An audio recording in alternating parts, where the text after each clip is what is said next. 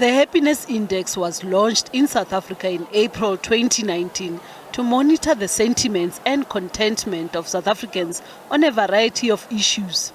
The index has revealed that the happiness of South Africans dropped below the average of 6.85 to only 6.44 last Sunday.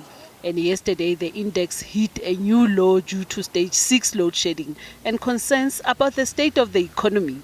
People are very concerned not only about the load shedding, but it is there are so many things that happened. Load shedding and the problems of Eskom was already addressed in February, and people are now becoming hopeless. They're losing their optimism because they're suffering from load shedding and they're really concerned about the economy. More than 1 million tweets are being extracted per day in real time to analyze the sentiments behind the tweets. The sentiments are used to predict what can happen in the economy and politics due to the predicament and frustrations that South Africans are facing.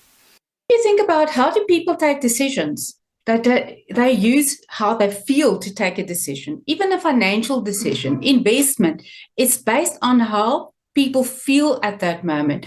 And we have already proven that based on how people feel, their sentiment, we can predict what happens to the economic market, if it will move up or down. So that we already published a paper that proved that.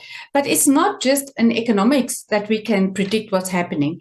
For example, when the previous president was sent to jail, we already predicted those emotions increasing, anger increasing, the frustration increasing.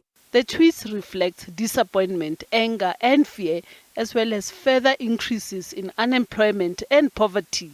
South Africans are also concerned about businesses that cannot operate due to load shedding and peoples who are battling to study as a result. It's irritating me, I don't want to lie. It's really, more especially academically, because I spend most of my hours on campus, unplanned, even my nights sometimes.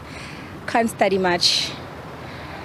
Food is getting rotten. Have to throw away much of my food. As a small business owner and a South African, it's affected me in my domestic life and also at work, so across the board. When you go in your car, the robots don't work. It's a nightmare. You can't work because of the production, or the machines aren't working. You go home, the food's going off because the fridges aren't working. It's just a nightmare.